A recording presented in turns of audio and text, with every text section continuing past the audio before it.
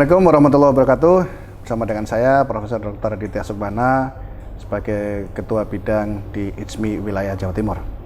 Dengan saya saat ini hadir Bapak Bayu Arifianto, Bapak Dr. Bayu Arifianto sebagai Sekretaris 1 di IDSMI Wilayah Jawa Timur. Selain itu beliau juga berprofesi sebagai dosen di Fakultas Ekonomi dan Bisnis di Departemen Ekonomi Syariah. Assalamualaikum Pak Bayu. Waalaikumsalam warahmatullahi wabarakatuh. Prof. Aditya Sukmana. Sehat-sehat? Alhamdulillah. Alhamdulillah. Pak Bayu ini selain sebagai dosen di FEB, ya, dosen Ekonomi Syariah, beliau juga sebagai Ketua SDGs, Sustainable Development Goals, di level universitas. Gitu ya Pak Bayu ya? Nah, sekarang kita mau explore tentang SDGs dan bagaimana kaitannya nanti tentang SDGs di Jawa Timur dan nanti kira-kira IDSMI bisa kontribusi apa terhadap SDGs di Jawa Timur ya. Nah mungkin perlu dijelaskan dulu Pak ya, tentang SDGs yang sekarang Bapak diamanai sebagai ketua, itu programnya apa saja dan kira-kira nanti di Jawa Timur itu apa yang menjadi keunggulan dan bagaimana nanti IDSMI bisa berkontribusi gitu. Iya, terima kasih Prof. Aditya Sukmana. Jadi insan IDSMI khususnya di wilayah Jawa Timur, untuk UNER ini memang kita sudah punya namanya SDG Center, Sustainable Development Goals Center, yang sudah mulai sejak 8 Maret tahun lalu Prof. Jadi masih baru ya, 8 Maret 2022, yang memang diamanahkan oleh Pak Rektor untuk mengelola semua fungsi Tridharma perguruan tinggi yang terkait dengan SDGs, mulai dari pendidikan, kemudian penelitian, dan pengabdian kepada masyarakat. Memang kalau pendidikan ya kita bagaimana ukuran keberhasilannya adalah memberikan wawasan tentang SDGs kepada mahasiswa. Sehingga salah satu programnya saat ini kami sedang menyusun modul untuk SDGs. Rencananya pertengahan tahun ini kita bisa selesaikan, kita launching, harapannya ke depan bisa masuk ke perkuliahan bersama bagi itu mahasiswa. S1, apa S2, S3? S1. Jadi materinya? S1. Materinya adalah materi-materi SDGs, 4 pilar itu. Mulai dari pilar sosial, pilar ekonomi, pilar lingkungan, dan pilar hukum dan tata kelola. Jadi apa sih ukuran-ukuran keberhasilan SDGs itu, indikatornya apa saja?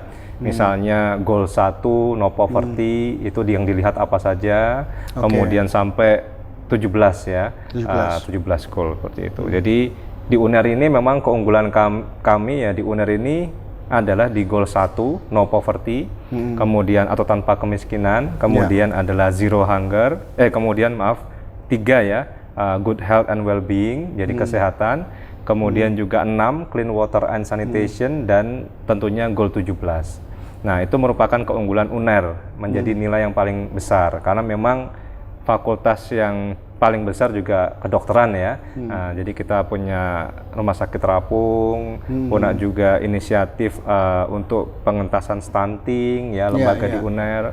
Kemudian juga ada yang terkait clean water and sanitation, kita pendampingan Pengmas ke masyarakat, bagaimana mereka bisa mendapatkan sumber air yang bersih dan sanitasi yang layak.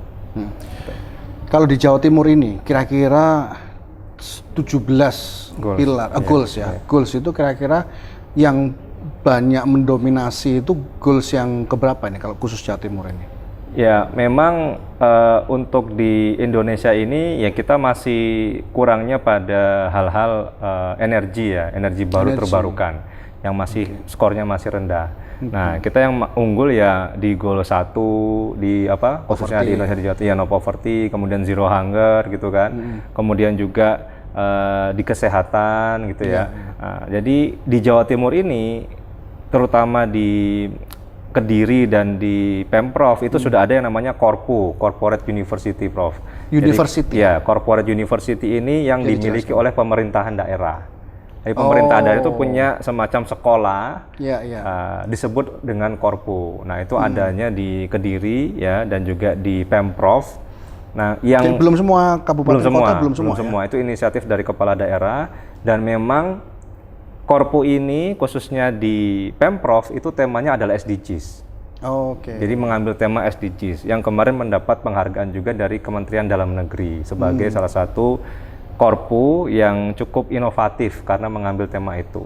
Jadi muatan-muatan pelatihan ke ASN itu juga terkait dengan SDGs, karena ASN ini kan membawahi dinas-dinas ya, mereka di dinas-dinas Pemprov, kemudian Pemkot, Pemkab. Nah itu tentunya perlu wawasan tentang SDGs. Apa sih yang diukur keberhasilannya? Karena di Indonesia ini yang mengkoordinir adalah Bappenas. Ya, Bappenas ya, dan di sana ada khusus tentang percepatan SDG sampai tahun 2030 karena kita tahu bersama mencapai SDGs ini sampai tahun 2030. Sebelumnya kan MDGs ya, sebelumnya MDGs. Nah, tentunya ke depan setelah mungkin 2030 akan ada lagi karena kan saat ini banyak disrupsi ya. Ada seperti perang kemarin Prof, ya kan, ada pandemi ya kan. Sebelumnya juga banyak hal-hal yang menghambat tujuan pencapaian SDGs di tahun 2030. Nah, di Jatim punya 2 korpu itu yang kemudian Kediri dan di Pemprov ya di Surabaya. Itu mentraining para ASN, memberikan wawasan tentang SDGs. Harapannya nanti dengan bapeda-bapeda ya itu bisa mempercepat pencapaian itu ukurannya. Misalnya angka stunting harus ditekan berapa, kemudian tentang kemiskinan harus berapa. Ini semua ada indikator-indikatornya yang sudah dibuat oleh Bappenas dalam 4 pilar itu. Pilar sosial, pilar lingkungan, ekonomi, dan hukum tata kelola. Jadi dari 17 goals itu oleh Bappenas diramu lagi menjadi 4 pilar ya, di dalamnya ada indikator-indikator keberhasilannya bagaimana.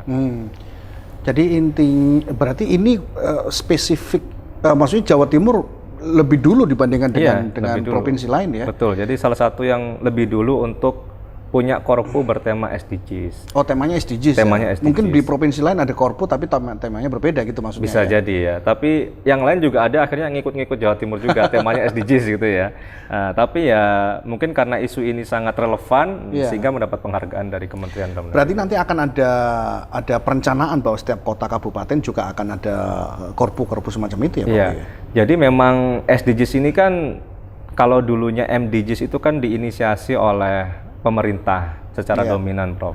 Yang SDGs ini dia tidak hanya pemerintah, tapi harus ditunjang oleh unsur akademisi, pemerintah, swasta, kemudian NGO, dan juga lembaga filantropi. Maka dari itu kita dari kampus pun didorong buka SDG Center. Dulu kan belum ada karena MDGs kan hanya pemerintah. Kemudian di swasta juga didorong buat laporan ESG, ya kan? Environment, Social, and Governance. Kemudian di NGO kemarin kami juga kedatangan dari LMI, mereka ternyata juga dituntut yang sama, aktivitasnya juga harus sesuai dengan SDGs gitu kan, gimana indikator keberhasilan dan lain sebagainya. Jadi semuanya semacam hexahelix itu menunjang keberhasilan SDGs ya di Indonesia. Nah kemudian, korpu itu tentunya bekerja sama. Nah, mereka bekerja sama karena mereka juga kekurangan sumber daya ya. Bekerja sama dengan SDG Center di UNAIR dan juga dengan Bappenas. Nah, nanti mungkin juga dengan ICMI bisa juga masuk ke sana karena memang korpu ini kan ya bagaimana memberikan wawasan ya, terutama yang dimaksud keberhasilan setiap goal itu bagaimana.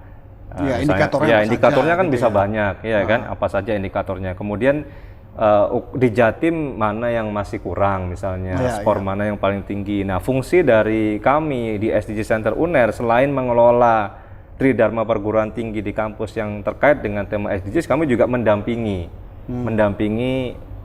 Pemda ya, pemerintah daerah, kota maupun kabupaten atau provinsi untuk bisa mengasis mereka konsultatif tentang bagaimana SDGs itu bisa dicapai seperti tentunya itu. Melihat pada sektor-sektor tertentu gitu ya. Kalau kira-kira di Jawa Timur ini yang menjadi sangat concern ya, prioritas utama kalau Jawa Timur ini SDGs yang mana? Ya, termasuk salah satunya adalah di goal 3 itu ya, karena angka stunting juga good health and well-being, karena angka stunting juga cukup tinggi terutama di Pulau Madura ya. Nah, beberapa perusahaan ada yang memang pengmasnya mau ke sana atau khusus ke sana, misalnya PT Garam ya kan. Nah, kami mengasis beberapa perusahaan juga swasta. Kemudian untuk Pemprov juga kami menyampaikan masing-masing pilar itu di mana ukuran keberhasilannya. Jadi yang masih menjadi concern tentunya kesehatan itu. Kesehatan, terutama angka stunting, bagaimana menekan. Nah, budaya di Jawa Timur kan juga beberapa beragam ya, dan mungkin bisa menyumbang juga berkontribusi terhadap peningkatan angka stunting. Karena itu kan tidak hanya hal yang simple ya, terkait gizi juga, terkait juga kebersihan juga, ya kan, terkait juga usia pernikahan. Jadi banyak hal yang bisa memicu peningkatan angka stunting. Dan stunting kan tidak hanya fisiknya mengecil, tapi juga secara pemikiran ya itu juga tidak bisa sama dengan orang normal. Artinya bisa terjadi generasi yang sia-sia gitu loh kalau mereka terkena stunting. Nah, kalau tidak salah di Jawa Timur ini masih angka 20 di atas 25% ya, sekitar 28% PR untuk stunting gitu. Jadi masih besar. Nah, ini yang masih menjadi perlu perhatian sehingga ya penyelesaiannya tidak hanya dari pemerintah provinsi, tapi juga tadi dari unsur akademisi, dari unsur NGO, filantropi, swasta, yang sama-sama berkontribusi untuk menurunkan hal ini. Khusus pada stunting ini, sudah ada studi belum, khususnya misalnya Jawa Timur ya, itu kontribusi terbesarnya itu dari sisi apa yang menyebabkan stunting? Apakah budayanya, apakah gizinya, apakah apa? Sepanjang yang Pak Bayu berinteraksi dengan sekian banyak orang yang handle masalah stunting. Ya tentunya selalu berubah ya, tapi yang paling banyak dari hal gizi ya, gizinya masih kurang, terutama di daerah-daerah pelosok di Jawa Timur. Ini kan berbeda dengan di Surabaya, mereka kebutuhan akan nutrisi yang protein ya dan lain sebagainya mungkin hanya makanannya tidak berimbang gitu kan. Nah pokoknya kemudian kenyang, gitu. Pokoknya kenyang. Belum lagi kebersihannya juga, Prof, sanitasi masih banyak yang di sungai ya, mandinya dan lain sebagainya, sampah, tinggalnya pemukimannya, kesadarannya, kebersihan, kemudian menikah di usia yang sangat dini misalnya ya kan, culture-nya itu yang perlu diselesaikan. Sehingga di daerah lain juga ada makanan khusus untuk stunting, bagaimana kebutuhan gizi itu bisa tercukupi dengan program setiap minggu ada makanan gratis untuk masyarakat gitu kan. Nah itu yang rasanya perlu. Nah ke depan SDG Center di UNER ini kita akan membuat semacam infografis ke setiap kota kabupaten ya, mana-mana yang sekiranya ada sudah pencapaian yang bisa menjadi best practice untuk kota kabupaten lain. Kemudian mungkin nanti juga ada award ya, kita rencananya tahun ini akan memberikan award kepada pemerintah daerah yang sukses menyelenggarakan SDGs, terutama yang sesuai dengan keunggulan di UNER. Kita kan tadi unggul di 1, 3, kemudian 6 dan 17 ya kan. Nah, jadi mana-mana daerah misalnya seperti di Madiun. Madiun itu sangat concern kepada energi ya, energi baru terbarukan. Mereka menata kota, wali kotanya sekarang sudah sangat hebat dalam hal itu. Mungkin di Malang, Kabupaten Malang terkait penyediaan makanan. Karena kita juga sekarang kan dunia krisis pangan ya, krisis pangan ya dan lain sebagainya. Kemudian di daerah Kediri tadi ya kan concern kepada quality education, ada korpunya. Karena pemerintah Kabupaten Kediri juga sudah mendirikan korpu yang terkait SDGs juga yang ada di Kediri gitu. Ini menarik, berarti ini juga bisa banyak disiplin ilmu yang kemudian bisa berkontribusi, ada gizi, ada kesehatan, ada mungkin culture juga dan sebagainya gitu ya. Dan akademisi masuk di situ untuk kemudian menjelaskan kepada masyarakat ya untuk bagaimana ini. Masalah kan kalau budaya ini kan nggak bisa kita hanya sekedar mengasih sosialisasi sekali gitu kan. Budaya kan mereka sudah ada dalam benak mereka udah puluhan tahun gitu. Untuk merubah ini itu tentu ada tantangan tersendiri gitu kan. Jadi peran akademisi memang sangat krusial karena hal tersebut kan terkait dengan tingkat pendidikan mereka. Kalau kita bisa memberikan akses pendidikan kepada saudara kita yang masih kesulitan, terutama yang mungkin di garis kemiskinan atau masih banyak angka stuntingnya, ini kan membuka wawasan mereka juga yang bersekolah. Makanya salah satu indikator keberhasilan dari SDGs ya di universitas adalah seberapa banyak generasi yang mengenyam pendidikan tinggi. Generasi pertama yang mengenyam pendidikan tinggi. Jadi S1 gitu ya. S1. Jadi misalnya keluarganya selama ini tidak pernah, tiba-tiba dia masuk misalnya gitu ya. Itu dan diterima, ada mungkin jalur khusus, kuota khusus, itu menjadi suatu nilai lebih. Kemudian juga wanita yang mengenyam pendidikan tinggi, salah satunya seperti itu. Jadi beberapa indikator itu memberikan skor bagi perguruan tinggi. Dan saat ini kan dinilai terus ya Prof ya. Jadi Bappenas juga memberikan award kemarin kepada kampus yang concern kepada SDGs, memberikan award kepada pemerintah daerah yang concern, memberikan award kepada perusahaan swasta, kepada NGO. Itu sudah dimulai dari tahun lalu. Jadi setiap tahun sekarang Bappenas akan memberikan award dan kita melaporkan ke Bappenas kami pun di kampus sekarang membuat namanya Sustainability Report. Sustainability Report. Jadi di UNER ini mulai dari goal 1 sampai 17 aktivitasnya apa saja itu kami buat semacam laporan tahunan, Prof. Jadi misalnya yang no poverty apa yang sudah UNER lakukan, zero hunger apa yang sudah UNER lakukan, sampai dengan economic growth nomor 8, sampai dengan climate action nomor 13, sampai dengan life online nomor 15 dan sampai 17. Berarti kalau tadi Korpu tadi ya itu kemudian nanti diharapkan agar pemerintah kabupaten kota itu bisa hadir. Kalau saya lihat kan ITSMI ini di Jawa Timur ada, terus kemudian di Orda ini. Nah sebenarnya Orda ini bisa juga mendorong untuk Pemda setempat untuk mendirikan Korpu seperti ini kan sebetulnya kan? Iya bisa. Jadi ya mungkin tidak semuanya mendirikan ya. Jadi mungkin di beberapa simpul, misalnya di Jawa Timur bagian utara, di Jawa bagian selatan, ya di barat, timur ada yang menghandle. Nah nanti Korpu yang lain itu fokus ke isu yang lain. Jadi beda bisa beda. Apa istilahnya? Positioningnya beda. Tapi mungkin di setiap simpul ada yang memang concern ke SDGs. Oke, menarik sekali diskusinya Pak Bayu.